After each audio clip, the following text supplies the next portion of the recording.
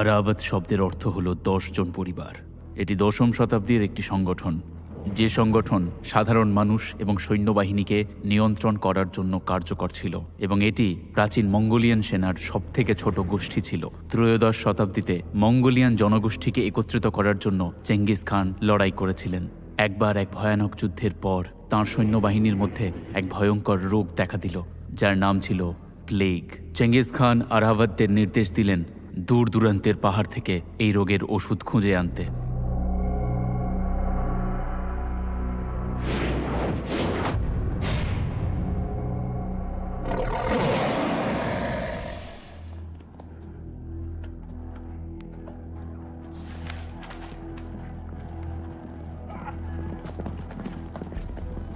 প্রণাম মহারাজ। আপনার আরাওয়াত কেমন আছে? আমাকে আপনি ওর ব্যাপারে জানান।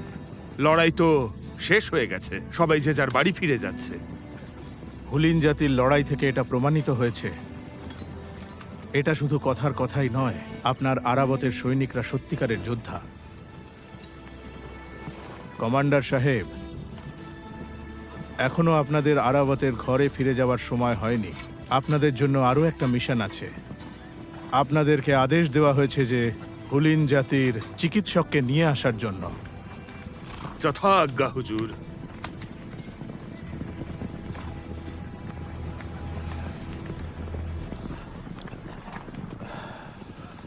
খানের এই আদেশকে পালন করুন।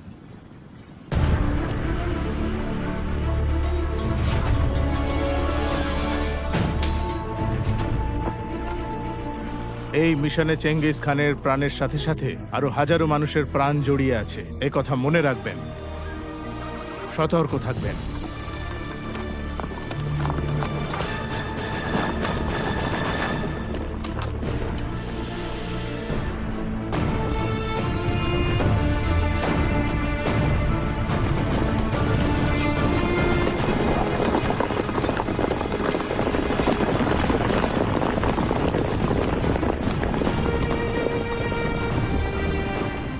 চিকিৎসকের খোঁজে আরাওয়াত হুলিন জনজাতির বস্তিতে গিয়ে পৌঁছায়, যাকে চেঙ্গিস খান দ্বিতীয়বার পরাজিত করেছে। বিরোধী হুলিন নেতা এখনও সক্রিয় এই বিপজ্জনক পাহাড় আর জঙ্গলের মধ্যে। আরাওয়াতের জন্য তাহলে কি অপেক্ষা করছে?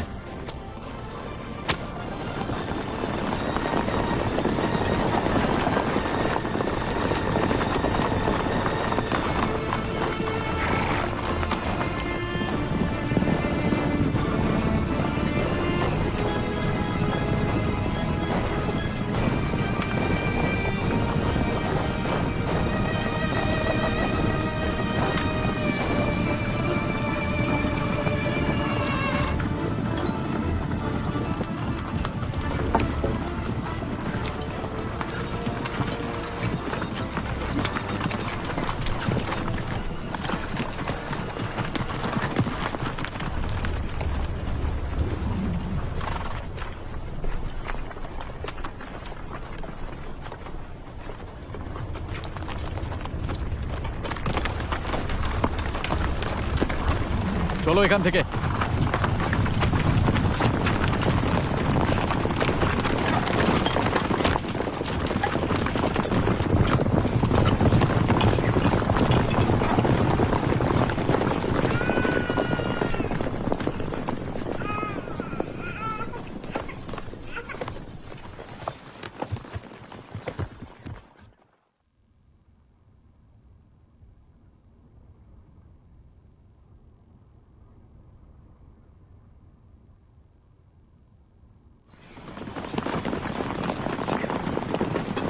দাঁড়াও।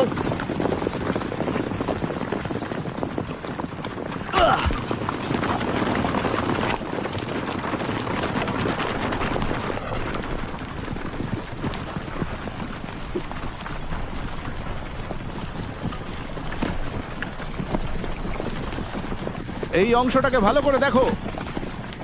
তুমি আমার সাথে এসো।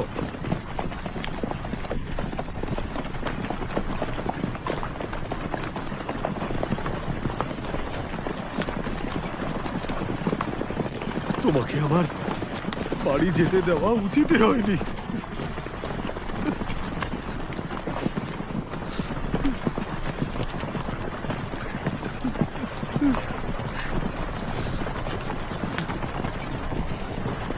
আমার সন্তান, আমার সন্তান কোথায়? আমার সন্তান কোথায়?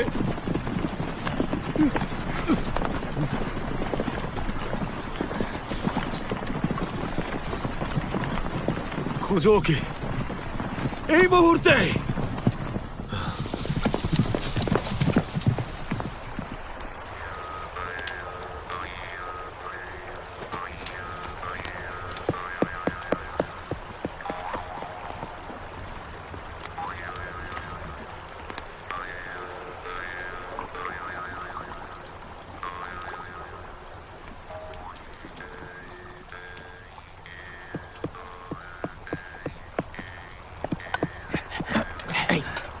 সরে যাও, আমার থেকে দূরে থাকো। আমাকে একা ছেড়ে দাও, যাও এখান থেকে। বললাম তো যাও, যাও এখান থেকে। এই নাও, এইটা দিয়ে আগুন জ্বালাও তুমি। শোনো, আমার খুব খিদে পেয়েছে। তুমি এটা খেতে পারবে না, না খেয়েই থাকো তুমি। সবসময় ক্ষুধার্ত থাকার চেয়ে মরে যাওয়া অনেক বেশি ভালো আমার কাছে। যদি আমি তোমাকে এটা দিয়ে দিই তাহলে বাকিরা কি খাবে শুনি? তোমাকে বললাম না তুমি সরে গিয়ে বসো, ততক্ষণ তুমি চুপচাপ বসে চা খাও।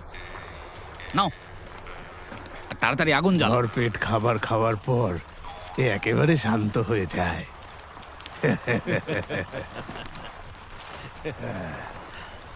একবার আমি ওকে ও কি খেতে পছন্দ করে জিজ্ঞেস করেছিলাম। ও বলেছিল যা ওর পেট ভরে দেবে, ও তাই খেতে চায়। একেবারেই ঠিক বলেছে ও, যে পেট ভরে খেতে দেয় সেই ভালো।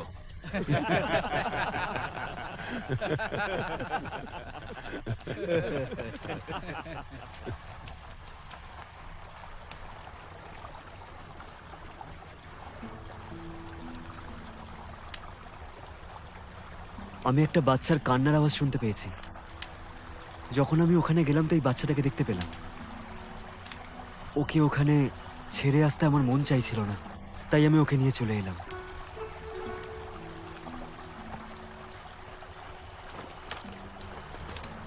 মনে হচ্ছে এই বাচ্চাটা খুবই সৌভাগ্যবান।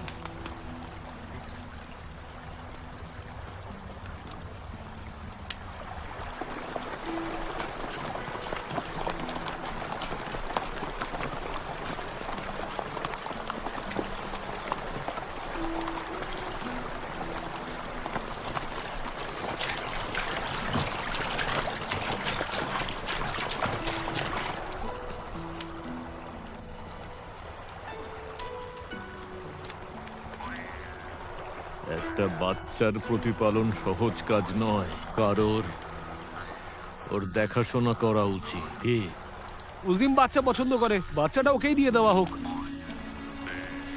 আমি এই বাচ্চাটাকে এখানেই ছেড়ে দিয়ে যাব।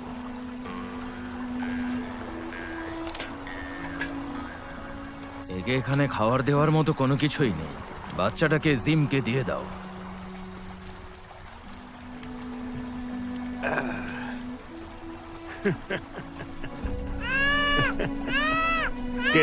কেঁদো না শোনা। এই শিশু হয়তো বড় হয়ে নায়ক হবে। চুপ করো না, চুপ করো। কিন্তু আপনি আমাদের কিছু জিজ্ঞাসা করলেন না কেন? নিজের সঙ্গে এই বাচ্চাটাকে এখানে নিয়ে আসার আগে আমাদের নিজেদেরই খাবার সেরকম কিছু নেই। প্রথমবারও বুদ্ধিমানের মতো কথা বলেছে, যেটা আমার ঠিক মনে হয়েছে। আমি ওকে এতদিন ধরে চিনি। আমাদের খাওয়ার জন্য আর একটা মুখ থাকলে ভালো হতো। সুলবেক, কেউ তো আছেনই যে আমাদের দিকে নজর রাখেন না, কিন্তু এই শিশুর দেখাশোনা কে করবে?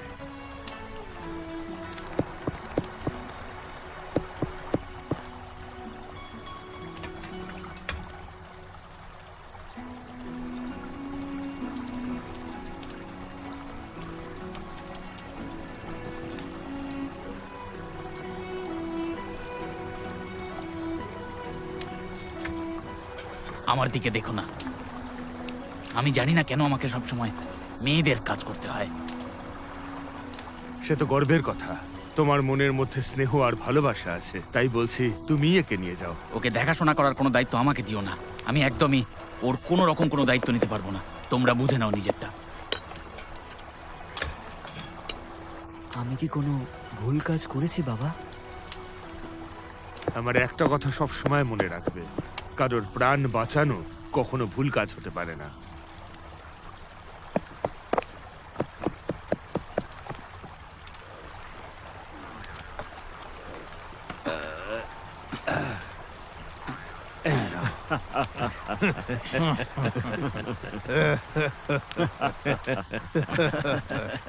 চুপ করো।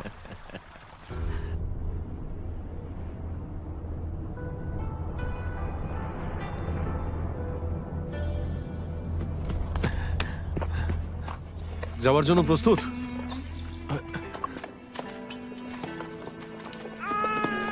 বাচ্চাটাকে নিয়ে এসো।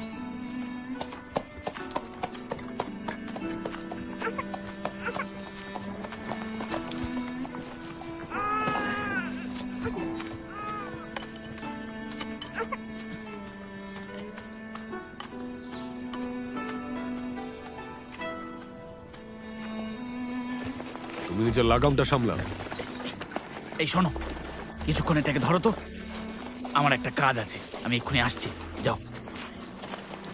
ও সবসময় এই বাচ্চাটাকে অভিশাপ যে কেন দেয় বুঝতে পারি না। বাচ্চাটা অসহায়। তাহলে এর আর অন্য কি অর্থ হতে পারে বলো তো? এটা অশুভ কামনা নয়। আমাদের নিয়ম অনুযায়ী একটা নেকড়ে শুধু সত্যিকারের নায়কেরই স্বীকার করতে পারে। কি এরকমটা কেন? আমার মনে হয় এই বাচ্চাটা বড় হয়ে নায়কে পরিণত হবে। এই দাঁড়াও, দাও আমাকে দাও। হ্যাঁ না, আমি এমনিও ওকে নিতে চাইছিলাম না। Thank you.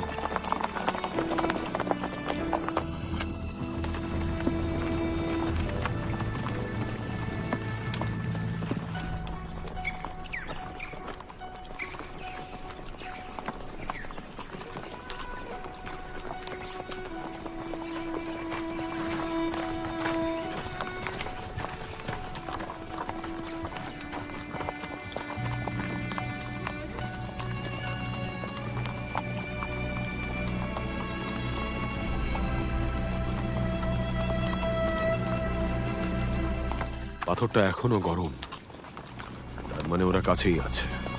কাউকে ছাড়বো না আমি।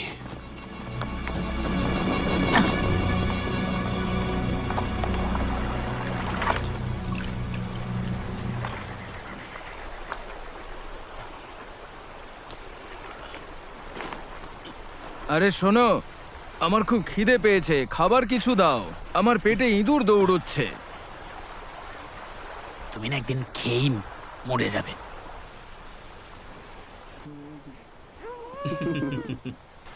আমি শুনেছি যে ওরা শীতকালে পাহাড়ি এলাকা ছেড়ে চলে যায়।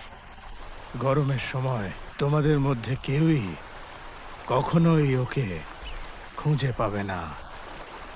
কেউ এটা জানে না যে আদতেও কোন জায়গায় থাকে।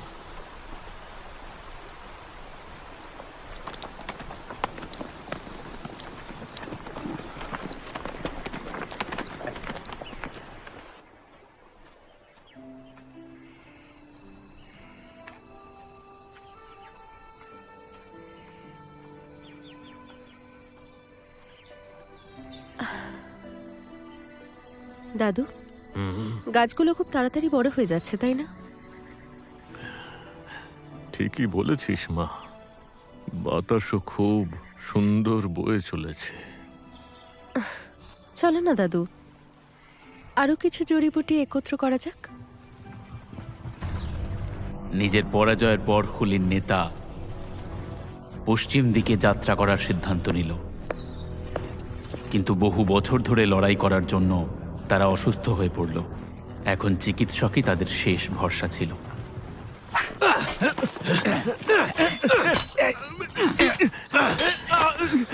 রক্ষণাত্মক পরিকল্পনা ভালো, কিন্তু আক্রমণের থেকে সাবধান থাকা উচিত। মনে রেখো।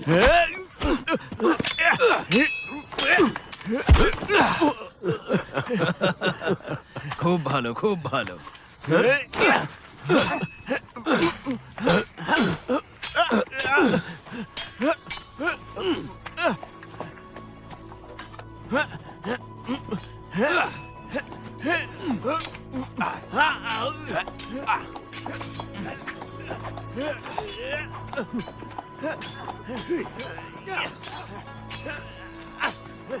নাজিন, নাজিন, তুমি কি ওই ভেড়ার চামড়া দিয়ে পোশাক বানাবে? আমি এটাকে যতই ঘষছি এটা ততই নরম হয়ে হ্যাঁ, যাচ্ছে। যদি ভালো করে এটাকে ঘষে দেওয়া যায় তাহলে ভেড়ার চামড়াও রেশমের মতো হয়ে যায়। এটা যে পড়বে সে দীর্ঘদিন জীবিত থাকবে। তোমার প্রার্থনার জন্য ধন্যবাদ। বুড়ো বয়সে তো নাতিপুতিরাই সব হয়। চলো তাড়াতাড়ি আমরা আমাদের লক্ষ্য পূরণ করি আর তাড়াতাড়ি আমরা আমাদের বাড়ি ফিরে যাই। হ্যাঁ আমার হুজুর, আপনি যা বলবেন।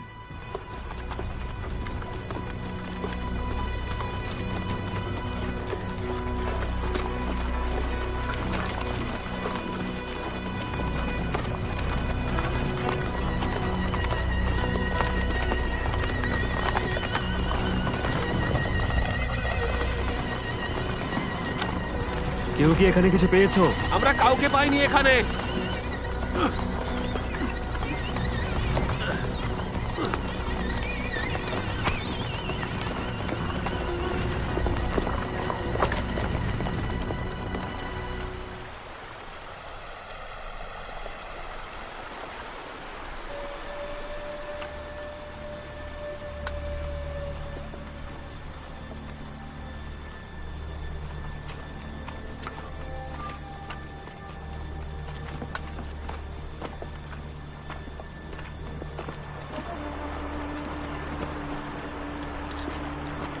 দেখো এখানে ওদের পায়ের চিহ্ন আছে।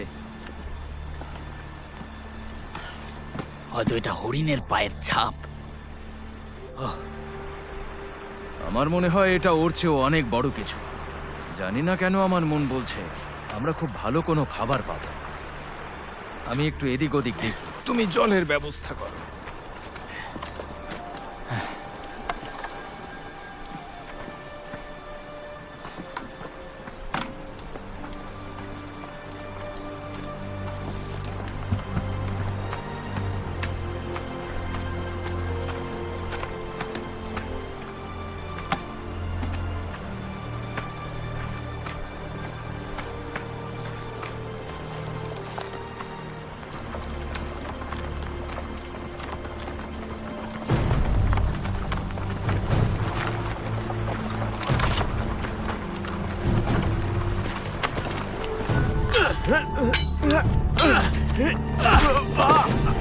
আক্রমণের সময় তোমাকে নেকড়ের মতন সজাগ থাকতে হবে।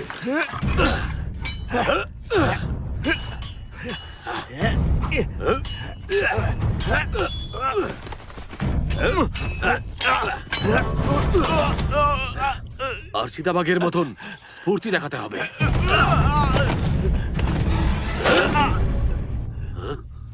কিছু একটা গন্ডগোল আছে।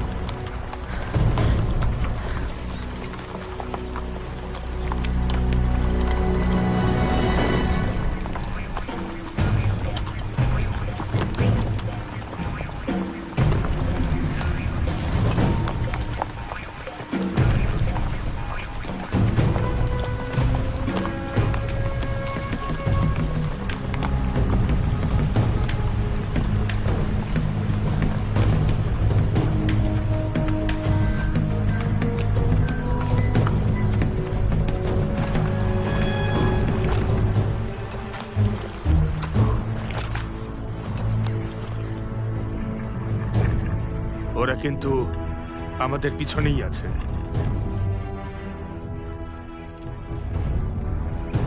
আমার এইরকম মনে হয় ওরা সবাই আমাদের পিছু নিয়েছে, হয়তো এই বাচ্চাটার জন্যই। তোমার কি মনে হয়? বাচ্চাটাকে ওই গাছে ঝুলিয়ে দিলে ওরা নিজেরাই খুঁজে নেবে। আমরা বাচ্চাটাকে ফিরিয়ে না দিলেও ওরা ঠিক খুঁজে পেয়ে যাবে। ওরা আমাদের সহজে ফিরে যেতে দেবে না। ওরা ভাববে আমরা ওদের লোকেদের মেরে ফেলেছি। বাচ্চাটাকে আমাদের সাথে নিয়ে আসা উচিত হয়নি। এখনো আমরা আমাদের কাজ শেষ করতে পারিনি। কিন্তু এত কিছুর দিকে আমরা নজর রাখতে পারবো না। শোনো, কথা বাড়িয়ে কোনো লাভ হবে না।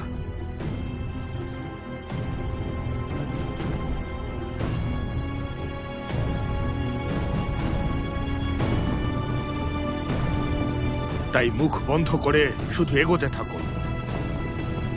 পবিত্র আকাশ দেবতা আমাদের অবশ্যই রক্ষা করবেন।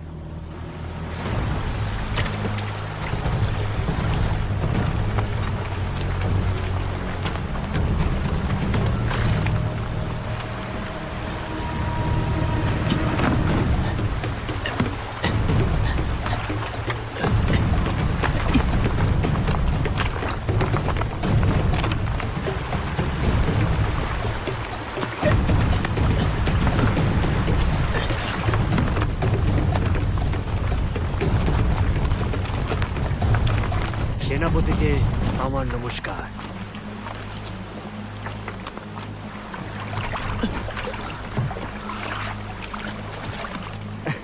আপনার বাবা খুবই বুদ্ধিমান ব্যক্তি। চিকিৎসককে সাথে নিয়ে যাওয়ার মানে হলো আকাশ ভগবানের জাদু শক্তিকে রক্ষা করা।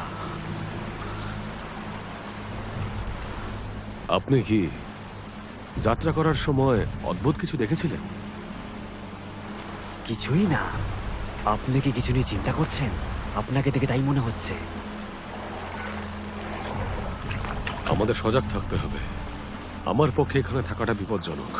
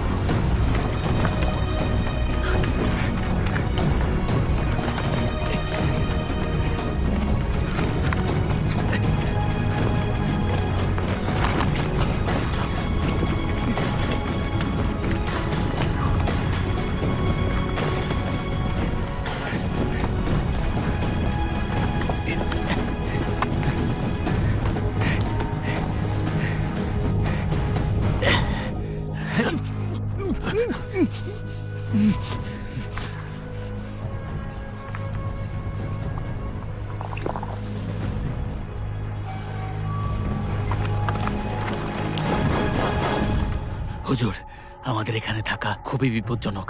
আমরা ওদের সেনা ছেড়ে দিয়েছি, তাও ওদের নেতা হুকুমদার আমাদের পেছনে রয়েছে, আর সেও চিকিৎসকের খোঁজ করছে। কি বললে? হুকুম তার? হ্যাঁ, এইমাত্র একটা দল ওর সঙ্গে কথা বলে চলে গেল, আর ওরাও চিকিৎসকের খোঁজ করছে। সিরজিসান কোথায়? আমি জানি না। আমরা নদীর ওখান থেকে আলাদা হয়ে গেছি। ও নিশ্চয়ই শত্রুর থেকে লুকিয়ে আছে। এই পৃথিবীটা সত্যিই খুব ছোট্ট। আমি কখনো ভাবিনি যে ওরা এখানে পর্যন্ত চলে আসবে। আমার মনে হয় ওরা বাচ্চাটার পুরো পরিবারকে শেষ করে দিয়েছে। হুজুর, আমাদের গিয়ে বৈদ্যকে ধরা উচিত। আমার মনে হয় সেটাই ঠিক হবে। না, সেটা করা যাবে না। তাহলে কি করব আমরা? এরকম ভাবে চুপচাপ বসে থাকবো আমরা? আমার বুদ্ধি বলে যে কি হচ্ছে সেটা দেখা যাক, তারপর সিদ্ধান্ত।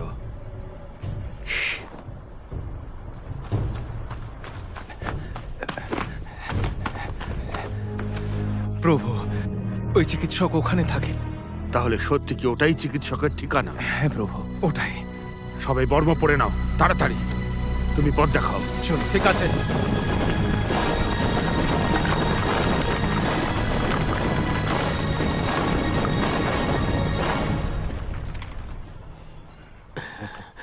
আপনার নিঃশ্বাস প্রশ্বাসই বলে দিচ্ছে যে আপনার শরীরটা ভালো নেই, তাই আপনার এখন বিশ্রামের প্রয়োজন। আর খুব তাড়াতাড়ি আপনার শরীরটা ঠিক করে ফেলা উচিত। চিকিৎসক মশাই, আমি এর আগেও অনেকবার আপনাকে বলেছি, আমি শান্ত কি করে থাকি বলুন দেখি, যখন আমার জাতি ধ্বংস হয়ে যাচ্ছে বালির পাহাড়ের মতো। নেতৃত্ব দেওয়ার মতো কাউকে আমি দেখতে পাই না। এই পরিস্থিতিতে আমি কি করব? আমরা সবাই তো একই জায়গার অধিবাসী। আমাদের পূর্বপুরুষ একে অপরের সঙ্গে লড়াই করে কি হবে? আমরা সবাই কেন একত্রিত হতে পারছি না? আমাদের কি একটাই দেশ হওয়া উচিত ছিল না? আমাকে সঠিক রাস্তা দেখানোর মতো কেউ নেই, আর সেই কারণেই বেপরোয়া হয়ে আমাকে জুয়া খেলতে হয়। যদি আপনি আমার পাশে থাকেন আর আমাকে সাহায্য করেন, তাহলে গোটা দেশটাকেই আমি একজোট করে ফেলতে পারবো।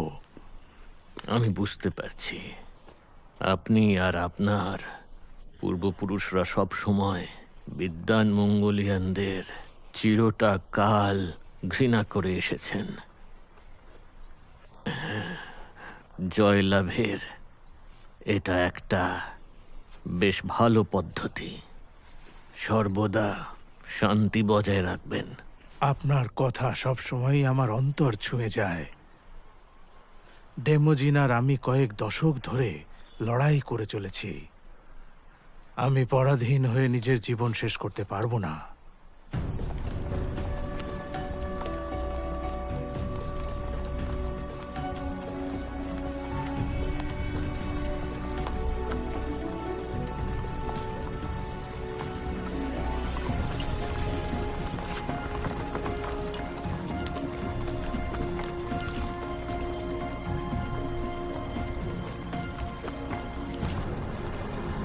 হুকুমতারের ছেলে আরখর আরাভাতের পিছু নিয়েছিল নিজের সন্তানকে বাঁচানোর জন্য আর নিজের প্রতিশোধ নেওয়ার জন্য। আরাভাত চিকিৎসকের খোঁজ করতে গিয়ে অনেক বড় বিপদের সম্মুখীন হতে চলেছে। সবাই একসঙ্গে থাকো, যেন কেউ পথ না হারিয়ে ফেলে।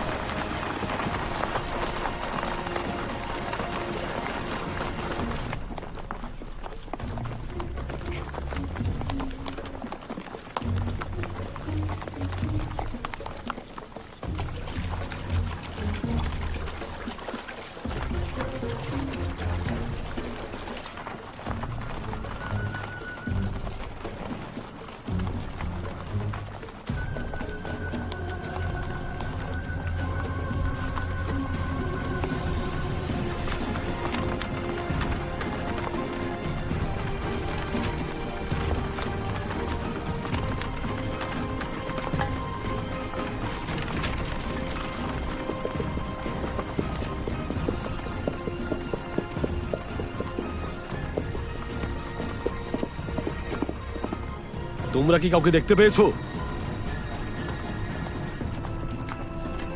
হুজুর, কোথায় ওরা? হুজুর, আমি ওদের হারিয়ে ফেলেছি।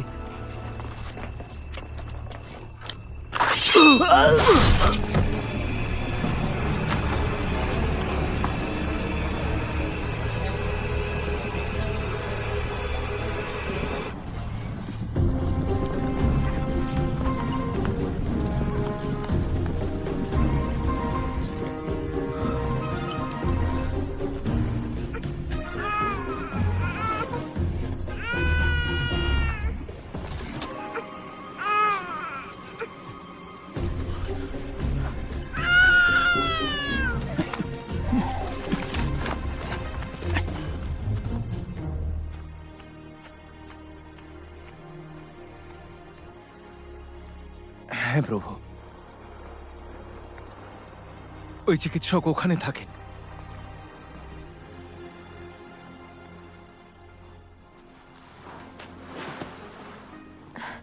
কোনো সমস্যা হয়েছে মা?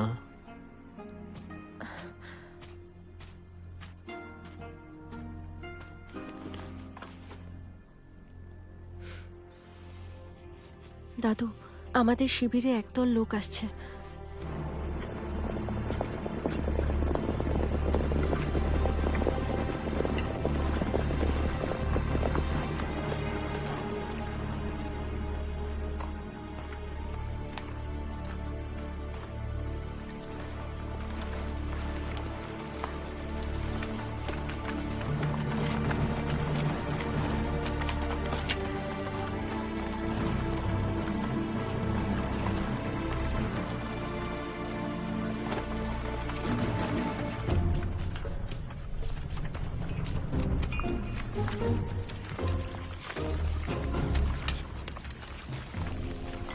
পিতাশ্রী, আপনি এখনো এখানে কেন আছেন? আপনার তো প্রস্থান করা উচিত ছিল।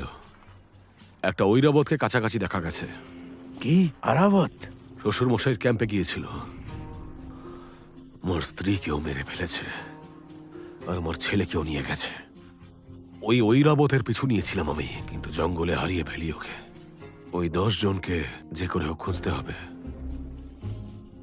কি বললে তুমি? মাত্র 10 জন লোক? আরাবত মোটেই আমাদের খুঁজছে না।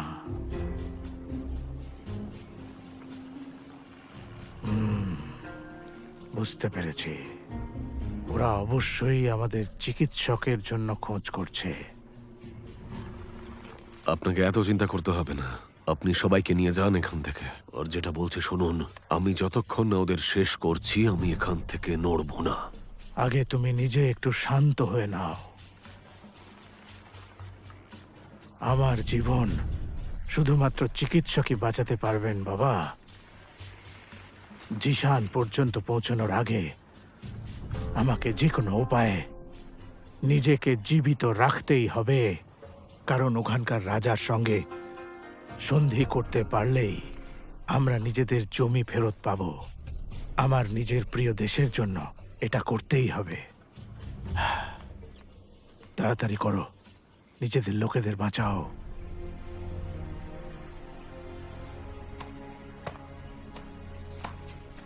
যাও, তাড়াতাড়ি করো।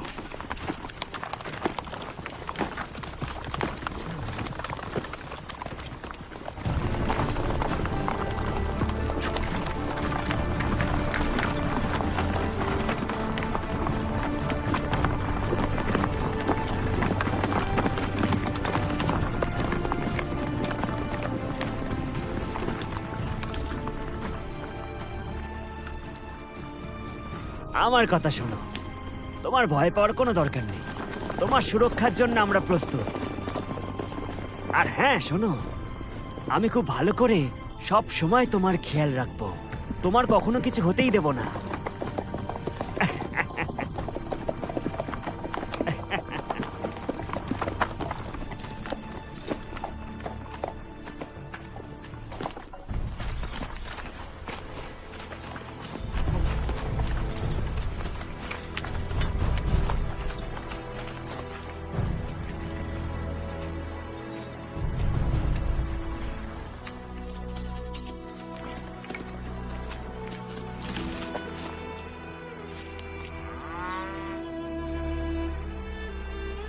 আমি এখানে চিকিৎসককে আমন্ত্রণ জানাতে এসেছি, তুমি বুঝতে পারছো? আমার নাম সেজাসন। আমরা 3 দিন ধরে এখানে অপেক্ষা করছি। আমাদের লোকেরা যথেষ্ট দক্ষ। আপনি আমার দাদু অব্দি পৌঁছতেই পারবেন না। বলুন, তোমরা এখান থেকে কবে যাওয়ার পরিকল্পনা করেছো? কাল সকালে আমরা চলে যাব। আমার তাহলে এখন যাওয়া উচিত। চিকিৎসককে বাঁচানোর আশা আছে আর? আগামীকাল ভোরে উনি পাহাড়ের আত্মাদের কাছে প্রার্থনা করবেন। আমাকে এবার যেতে হবে। তোমার নাম কি? উন্মুখী আলী।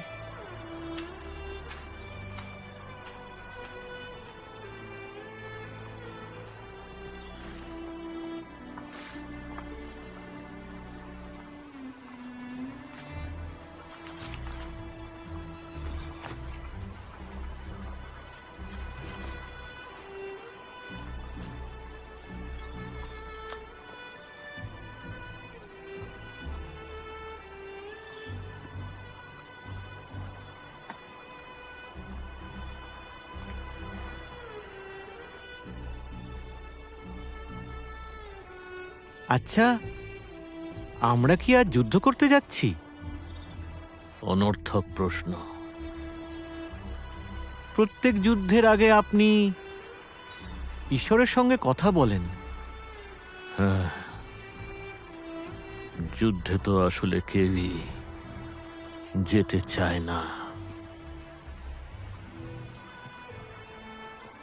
আচ্ছা, তাহলে আপনি কি মৃত্যুকে ভয় পান? তুমি যদি নিজের মন থেকে মৃত্যুর ভয় দূর করতে না পারো, তাহলে তুমি আগেই মরে যাবে, আর তোমাকেও বাকিরা সবাই ভুলে যাবে। একজন নায়কের মৃত্যু সব সময় স্মরণীয় হয়ে থাকে, আমাদের সৈনিকদের বিনা ভয়ে যুদ্ধ করা উচিত। আমি শহীদ হতে একেবারেই ভয় পাই না। তাহলে আপনি কিসে ভয় পান?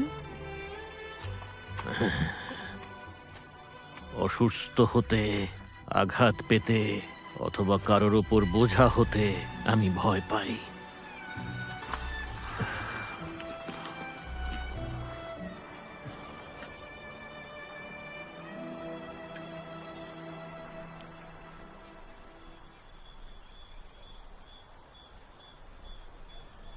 আজকের রাতটা সত্যিই খুব সুন্দর। আপনি কি আগুনের তীর দিয়ে যুদ্ধ করতে পারবেন? হ্যাঁ, আমার মনে আছে। হ্যাঁ, আমি এটা খুব ভালোই পারি। আচ্ছা, তার মানে সেটাই তুমি। এবার আমায় যেতে হবে। উন্মুখলি, আমি আপনাকে কিছু গুরুত্বপূর্ণ কথা বলতে চাই।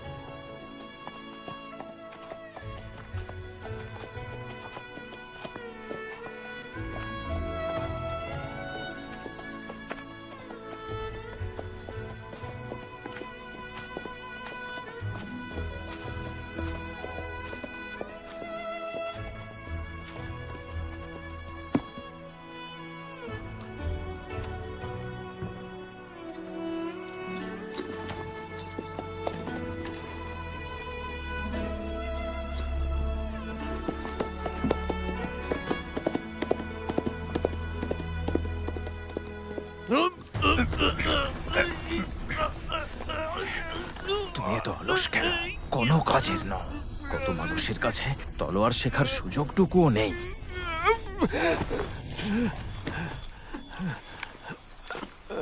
শত্রুরা আমাদের ধাওয়া করছে আর তুমি ঘুমোচ্ছ। আমি তো শুধু আমার মায়ের কথা ভাবছিলাম। কে জানে কখন ঘুমিয়ে পড়েছিলাম। এটা ঘুমানোর সময় নয়, জেগে থাকো।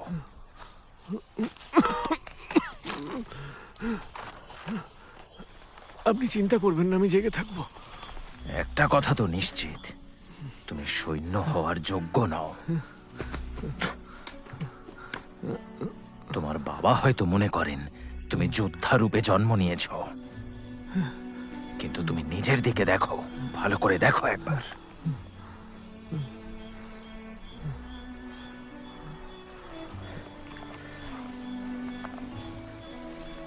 আমি খুব ছোট ছিলাম। আমার বাবা যুদ্ধে লড়াই করতে করতে মারা গিয়েছিলেন।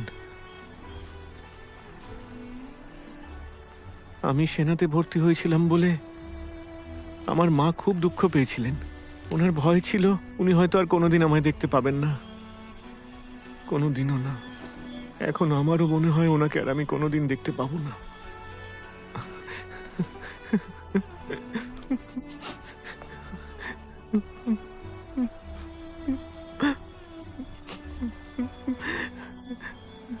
ভয় করে।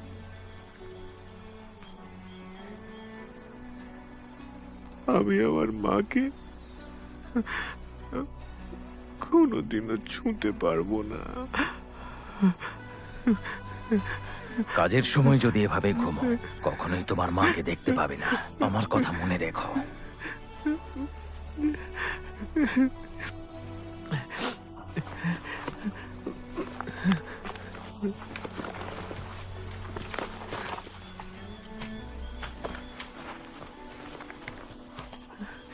অজিম, যার কাছে মায়ের আশীর্বাদ থাকে সে কখনো মারা যায় না।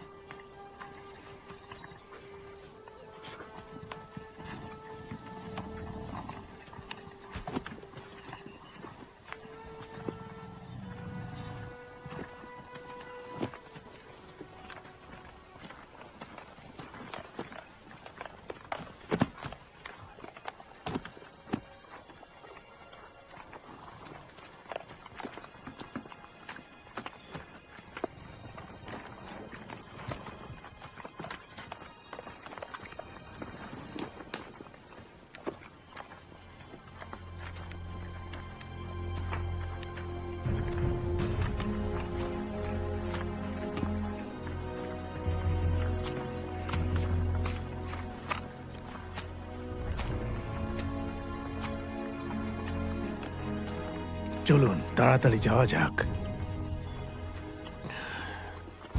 আমায় পর্বতের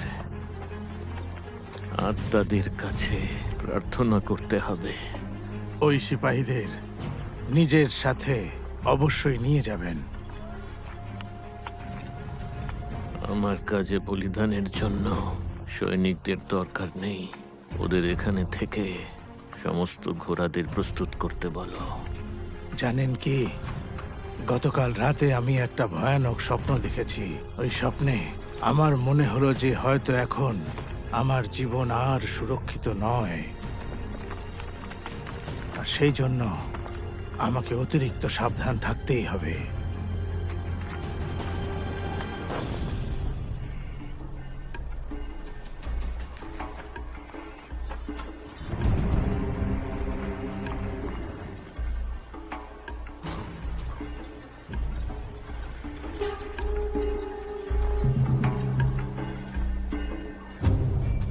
আচ্ছা বলো তো, তোমার মা বাবা কে?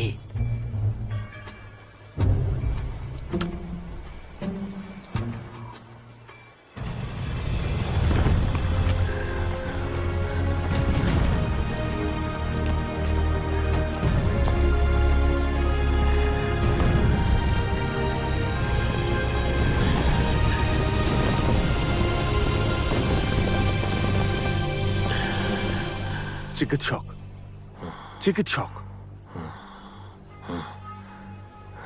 কে তুমি বলো? যদি আমার কারণে আপনি ভয় পেয়ে থাকেন তাহলে ক্ষমা চেয়ে নিচ্ছি। আমি একজন সৈনিক, চেঙ্গিজ খানের আদেশে আপনার সঙ্গে দেখা করতে এসেছি।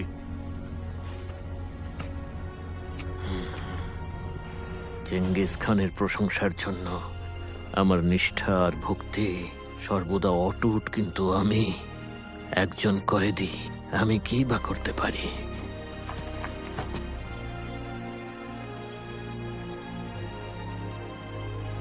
আমি অসহায়, আমি কিচ্ছু করতে পারবো না। তোমরা ওর কাছে আমার তরফ থেকে ক্ষমা চেয়ে নিও।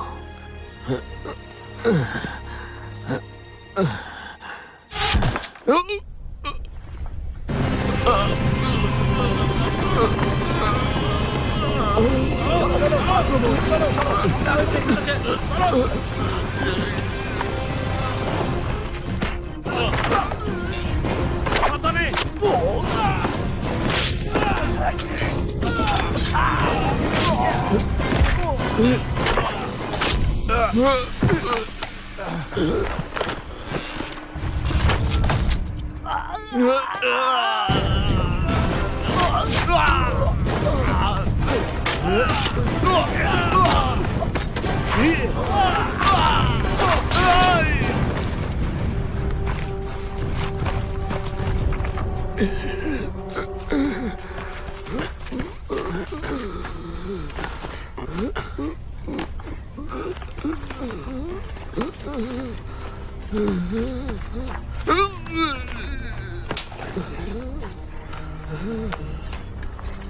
নাজিম, ওনাকে জল খাও।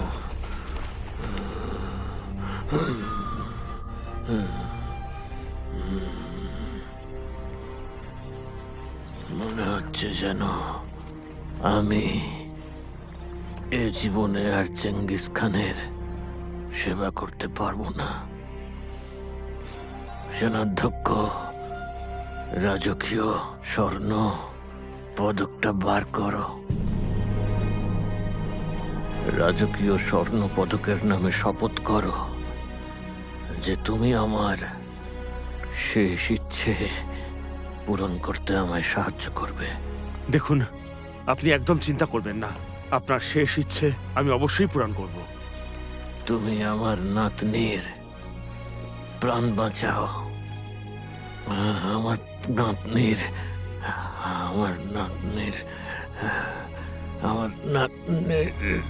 প্রাণ চিকিৎসক, চিকিৎসক।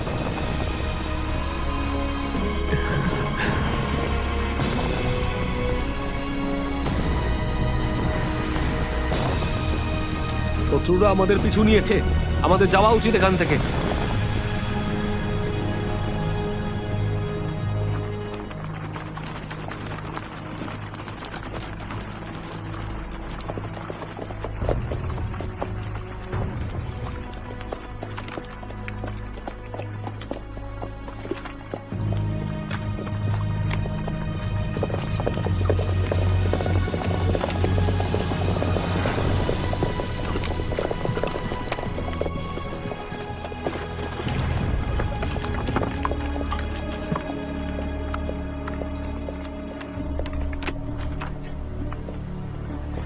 আমার হুজুর চিকিৎসক মারা গেছেন।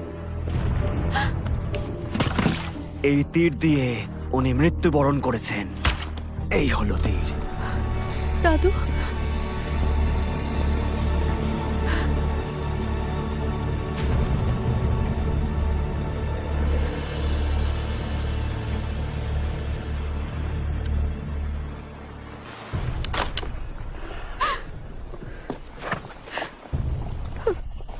উন্মুকলি, আমি আপনার দাদাকে রক্ষা করতে পারলাম না।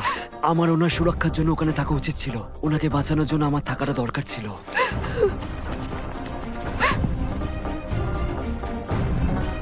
তুমি নিশ্চিত যে উনি মারা গেছেন? ওনাকে কে মেরেছে আর মৃতদেহ কোথায়?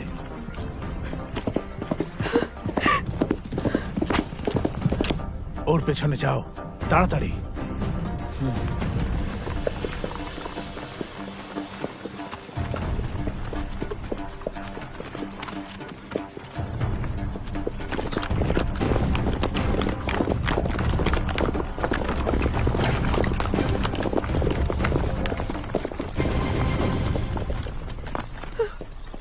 দাদু ওঠো।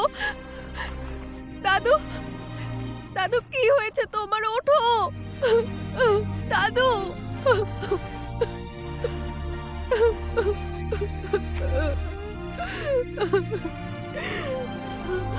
ওঠো।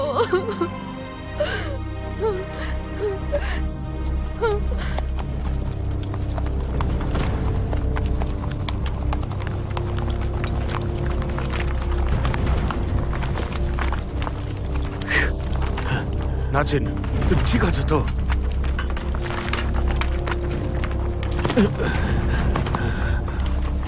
চারদিকে ছড়িয়ে পড়ো।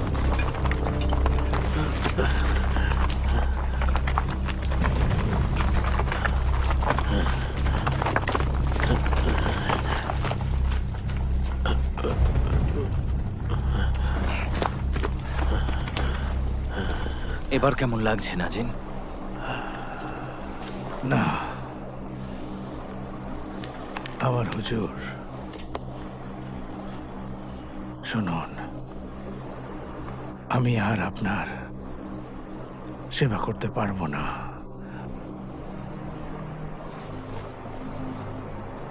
আমাকে আপনারা এখানেই ছেড়ে দিন দয়া করে।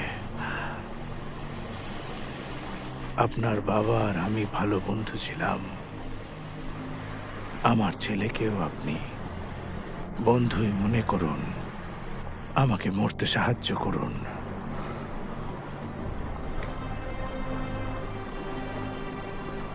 সংকোচ করো না, সময় বেশি নেই। তোমাদের অনেক দূরে যেতে হবে।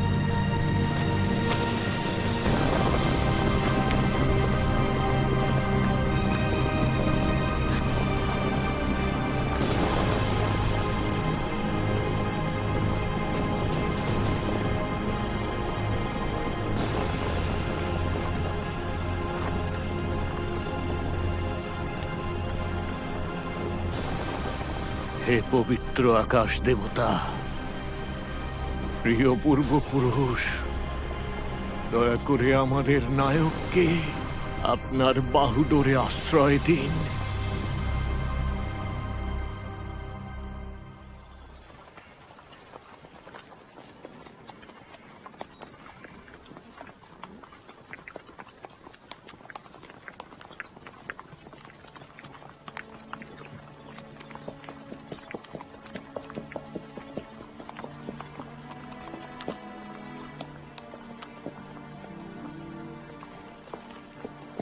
বেচারি উন্মুকলি, চিকিৎসকের হত্যাকারীরা দূরে যায়নি। আমি তার প্রতিশোধ নেবই, কাউকে আমি ছাড়বো না। সবকিছু আমি করব, শুধু দেখতে থাকো।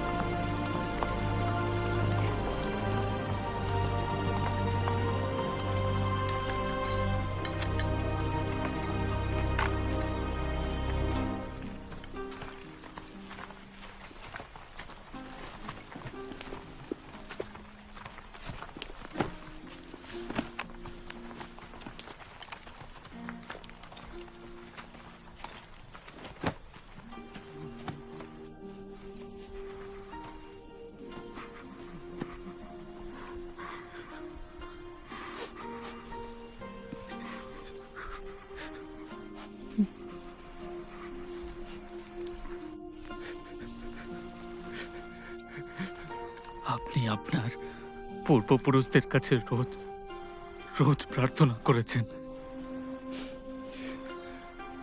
কিন্তু তবু একসাথে খবরও যেতে পারবো না।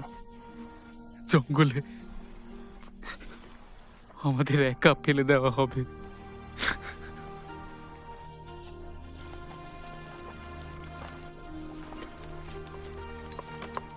ও আমাদের প্রাচীন পরম্পরার পালনই তো করছিল শুধুমাত্র। তার মৃত্যুতে আমাদের কাঁদা উচিত নয়। ও এখন আমাদের অবশ্যই উপর থেকে দেখছে।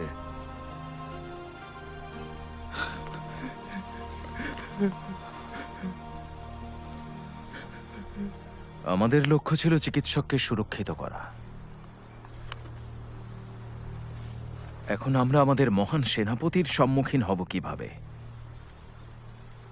চিকিৎসকের নাতনিকে অপহরণ করা হয়েছে। আপনি কি করতে চাইছেন? আমি চিকিৎসককে কথা দিয়েছিলাম যে ওর নাতনিকে রক্ষা করব, তাই ওকে খুঁজতেই হবে। শত্রুরা আমাদের ছাড়বে না যদি আমরা ওকে শেষ না করি। আপনার কি মনে হয় না আমরা সমস্যাকে নিমন্ত্রণ জানাচ্ছি? কিন্তু চিকিৎসকের শেষ ইচ্ছা তো এটাই ছিল। তাহলে একটা মেয়ের জন্য আপনি সবার বলিদান দিয়ে দেবেন, কিন্তু এরকম বোকামোতে আমি রাজি নই। এর থেকে আমি আমার মহান নেতার থেকে শাস্তি পেতেও রাজি আছি। আমি আমার কথা ফেরাতে পারবো না, নিজের শিরচ্ছেদ করাতে পারি, কিন্তু পেছাতে পারবো না। আমিও যা কথা দিয়েছি তার খেলাপ করতে পারবো না, কিন্তু আমি তোমাকেও আমার সঙ্গে যাওয়ার জন্য জোর করতে পারি না। যে প্রতিজ্ঞা আমি করেছি তা আমিই পালন করব।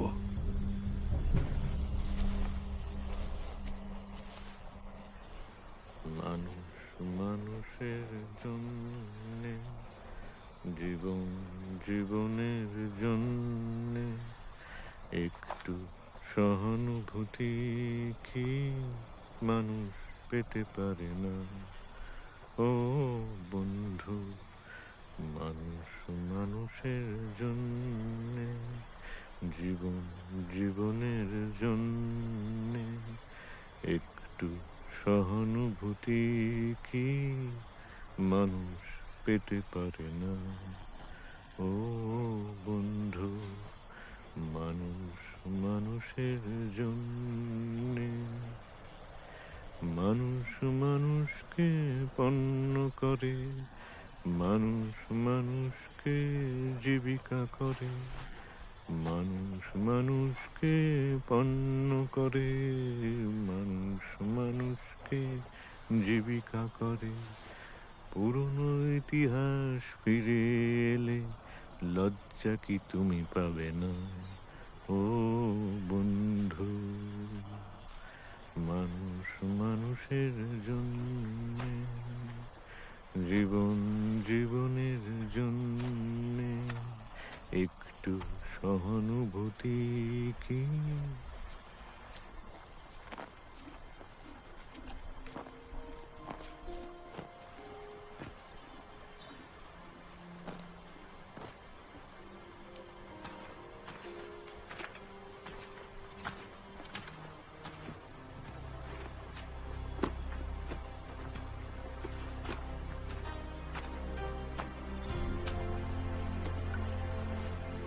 বাবা, একবার আমি তোমাকে রাগিয়ে ফেলেছিলাম, তোমার মনে আছে? কি বললি, রাগ? ওটা আজকের মতনই একটা সুন্দর সকাল ছিল। ঘোড়াকে তৈরি করতে গিয়ে আমি লাগামটা ভেঙে ফেলেছি। সত্যি আমার সেই কথার মনে নেই, কিন্তু এখন তো তুই একজন খুব বড় যোদ্ধা হয়ে গেছিস বাবা।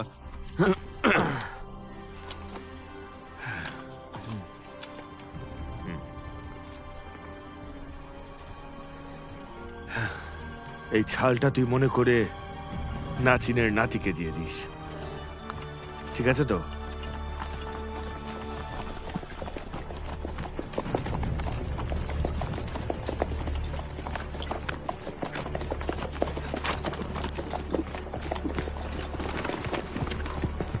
কি ভয়ঙ্কর কুয়াশা চারদিকে। তোমাদের মধ্যে কারোর আমার সঙ্গে আসার দরকার নেই। আমি শুধুমাত্র আমার প্রতিজ্ঞা পূরণ করার জন্যই যাচ্ছি। পরম্পরা অনুসারে আমাদের সবার ঘোড়াগুলোকে রূপোর কবচ দিয়ে ভালো করে সাজানো উচিত, নিজেদের শেষ যুদ্ধে যাবার আগে। হ্যাঁ, আমাদের কাছে হয়তো রূপোর কবচ নেই, কিন্তু আমরাও আপনার কাছে কৃতজ্ঞ।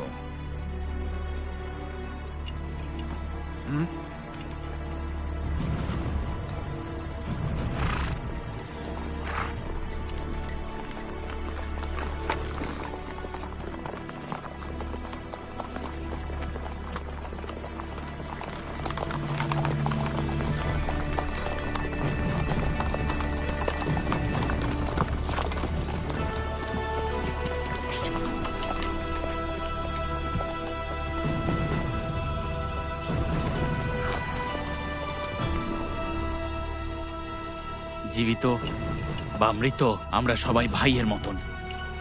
আমাদের পূর্বপুরুষদের কথা আমাদের মাথায় রাখতে হবে, এটাই আমাদের কর্তব্য। এবার তো আমাদের উদ্দেশ্য সফল হওয়ার পরেই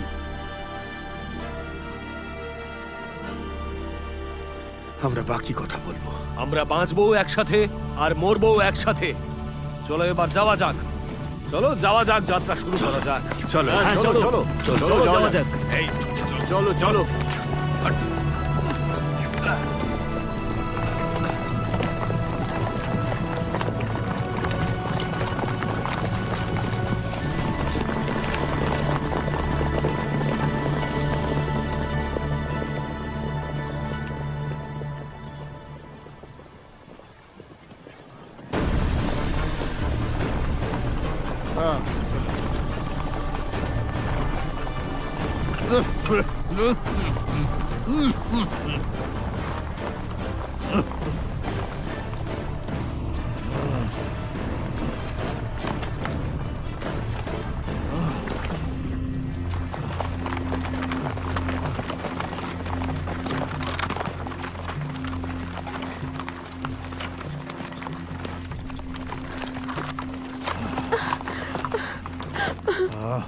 এসবের প্রয়োজন নেই, তোমরা সরো, বসো।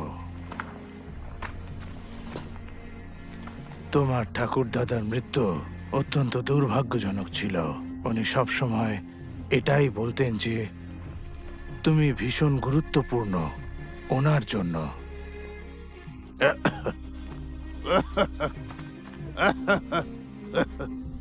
মহারাজ, দয়া করে এই ওষুধটা খান।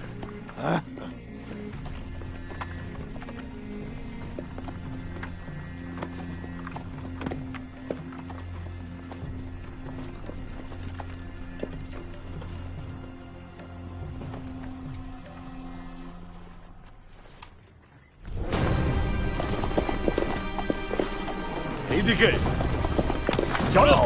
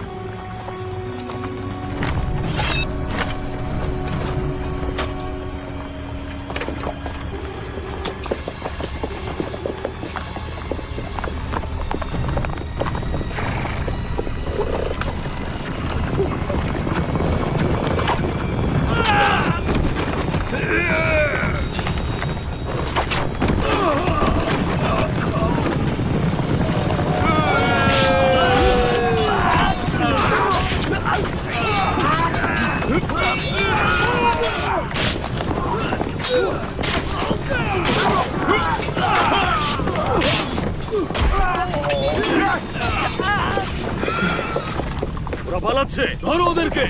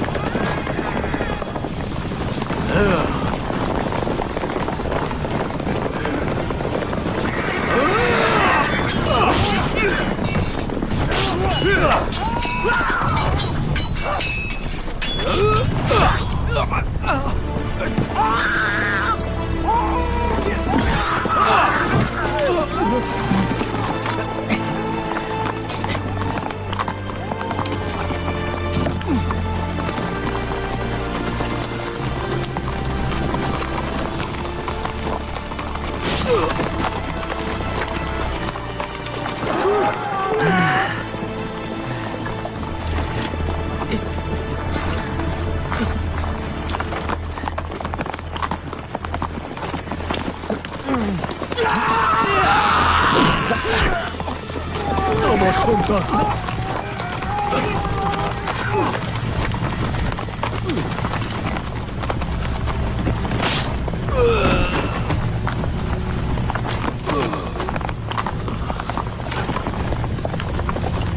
এই দাঁড়াও!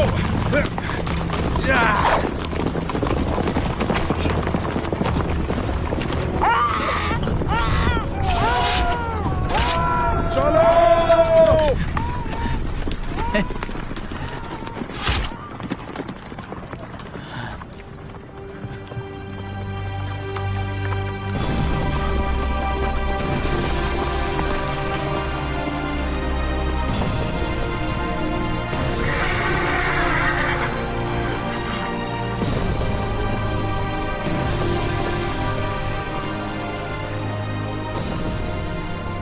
এটা শেষ লড়াইয়ের সময়।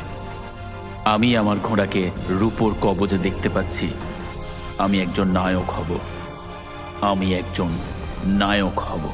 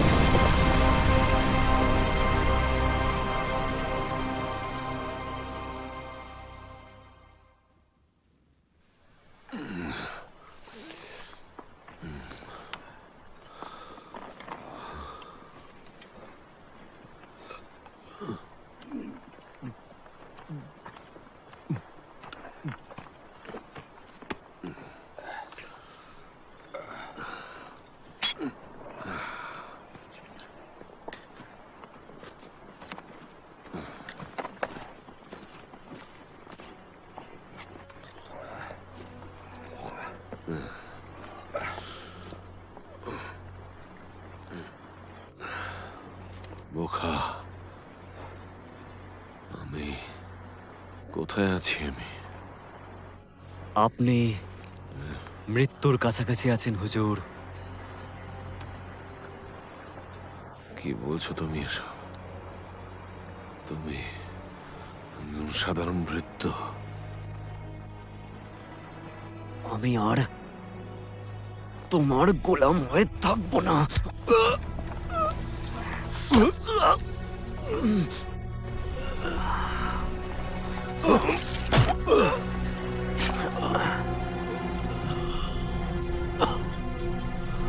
নরকে গিয়ে আমার দাদুর সেবা করবে। তুমি এরকম কেন করলে বলো? আমি তোমার সব বাড়িঘর জ্বালিয়ে দিয়েছি, তোমার স্ত্রীকেও মেরে দিয়েছি, তোমার বাচ্চাকেও শত্রুদের জন্য ঘন জঙ্গলে ফেলে এসেছি। চিকিৎসককে মেরেছি কারণ যাতে তোমার পিতার মৃত্যু হয়। সত্যি বলবো, আমি সেনাপতিদের সাথে সত্যি যেতে চাইছিলাম না। বুঝতে পারিনি যে তুমি এরকম করবে। এত বড় বিশ্বাসঘাতক তুমি। আমি হলিন জাতির নেতা হব। তোমরা দুজনে আমার রাস্তার কাঁটা হয়ে আছো। একবার আমি তোমার পিতাকে চেঙ্গিস খানের হাতে তুলে দিই, তারপর আমার স্বপ্ন পূরণ হয়ে যাবে। তারপর আমাকে কেউ আটকাতে পারবে না।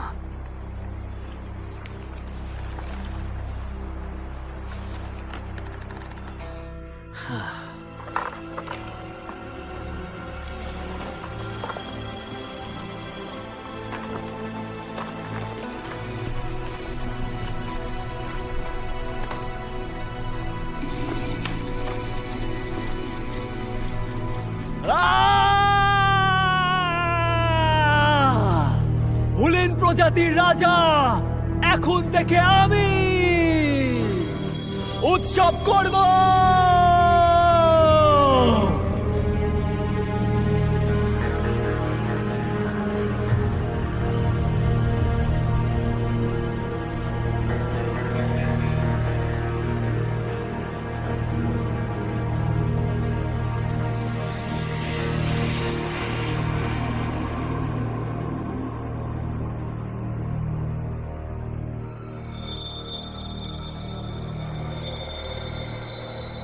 একজন সৈনিক যে তার লক্ষ্য পূরণ করতে পারে না, তার মরে যাওয়াই উচিত।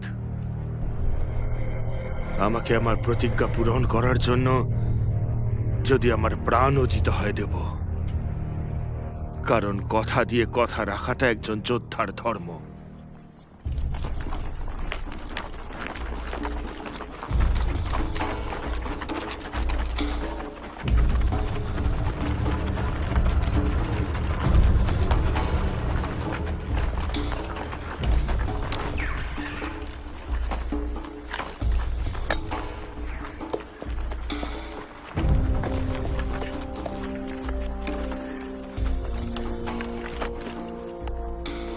আমার হুজুর, আমি একটা খারাপ খবর নিয়ে এসেছি।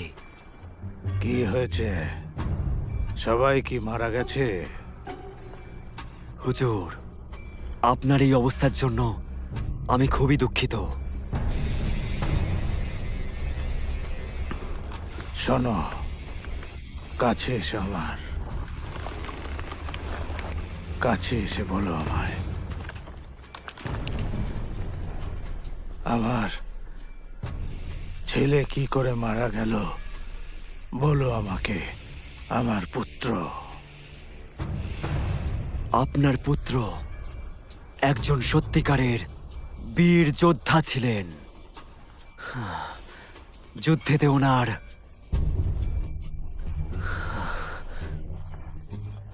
অহংকার নায়ককে শোভা পায় না।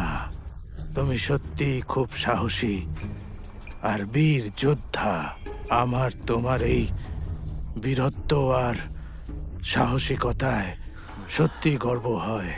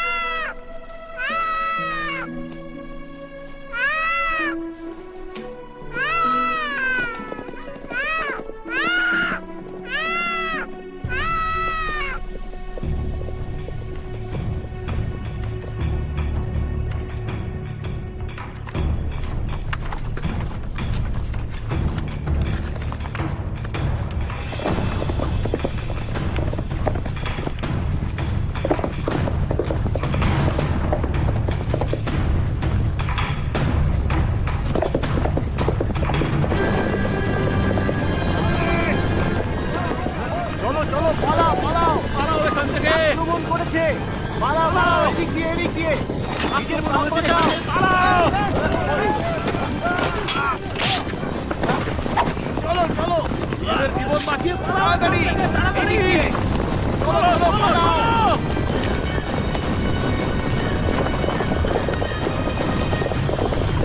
আসুন মহারাজ।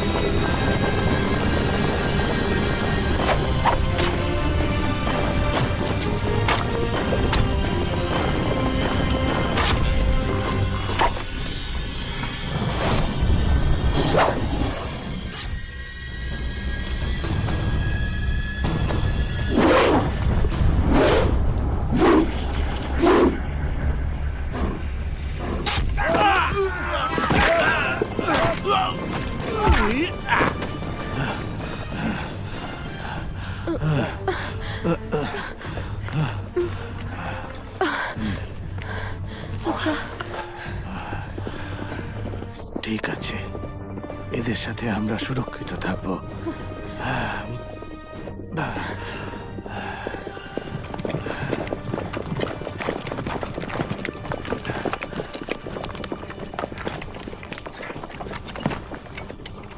এটা তুমি ভালো করেছো।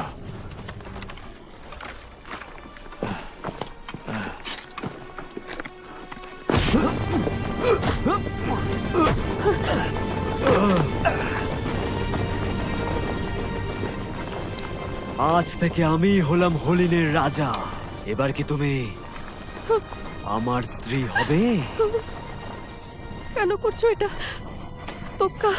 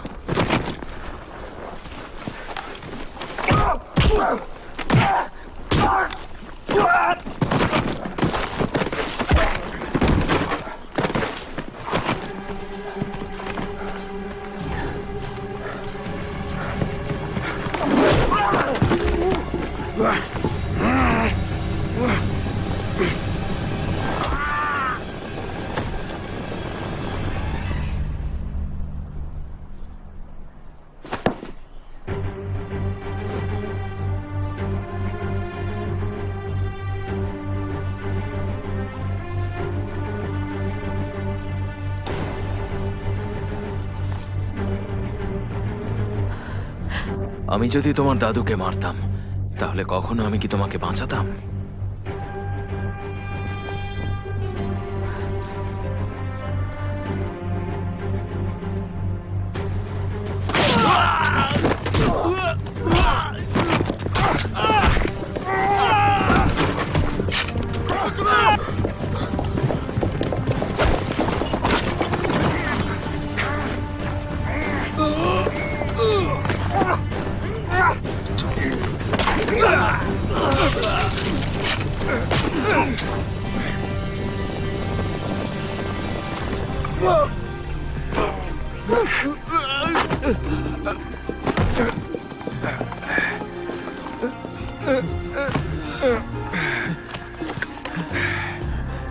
বাবা আমার, আমার সোনা, কথা বল, কথা বল, চোখ খোল, তাকা আমার দিকে, কথা বল সোনা আমার।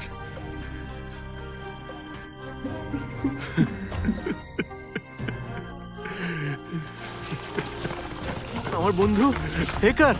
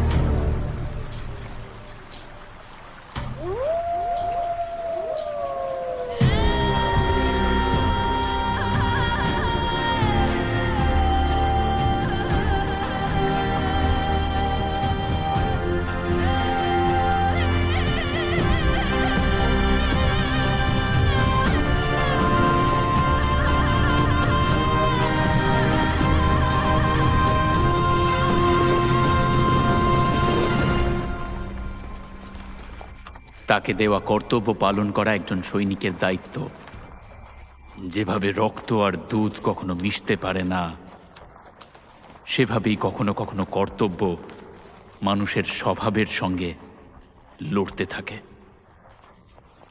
এই পরিস্থিতিতে আরাবাতের লোকজন শুধু বিশ্বস্ত সৈনিক নয়, দয়ালু মানুষও।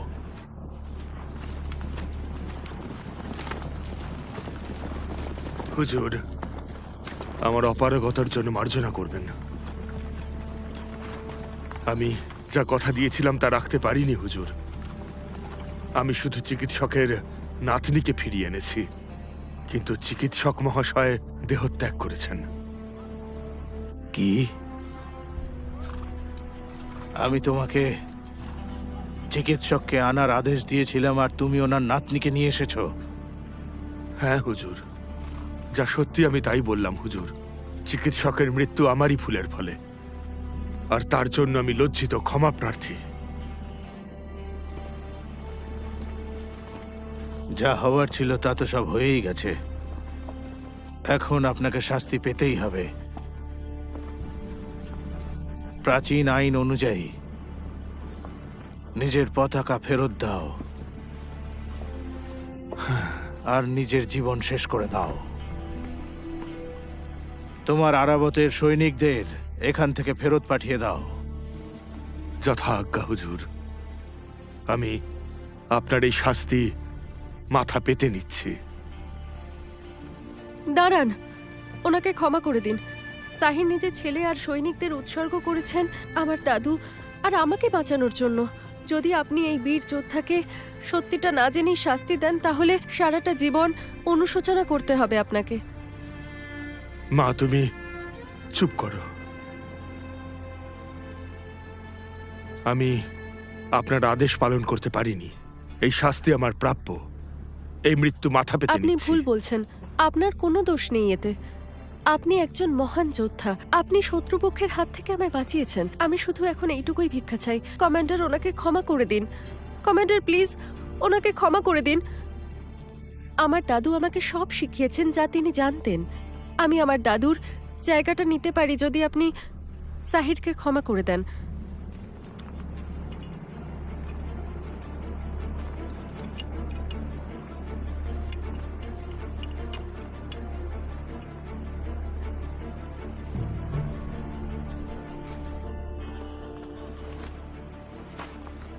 এই কথাগুলো যদি সত্যি হয় তাহলে আপনি দয়া করে সোজা হয়ে দাঁড়ান। কমান্ডার,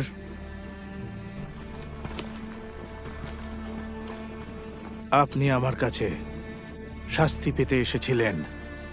যেভাবে আপনি আপনার বিশ্বস্ততা এবং বীরত্ব দেখিয়েছেন, আমি আপনার কাছে কৃতজ্ঞ এবং তার সম্মান করি।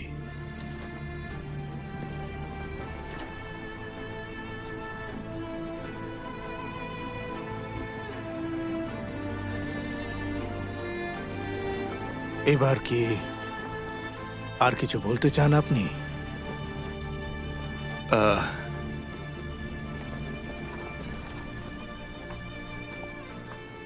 হুজুর, একটা নিবেদন আছে। আপনি এই শিশুটিকে আমাকে দত্তক নেবার অনুমতি দিন। আপনি দত্তক নিতে পারেন। আরাবত যখন এর প্রাণ রক্ষা করেছে, তাই এর নাম আরাবত রাখা হলো। আরাবত। আজ থেকে ওর নাম হলো আরাবত।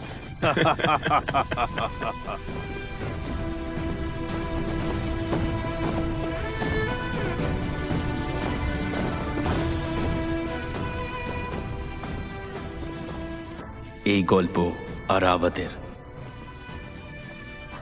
মঙ্গোলিয়ার ঘাসের প্রান্তরে আরাবতদের এরকম অগণিত কাহিনী আছে। তাদের অবদান আমাদের এই মহান ইতিহাসে অনস্বীকার্য।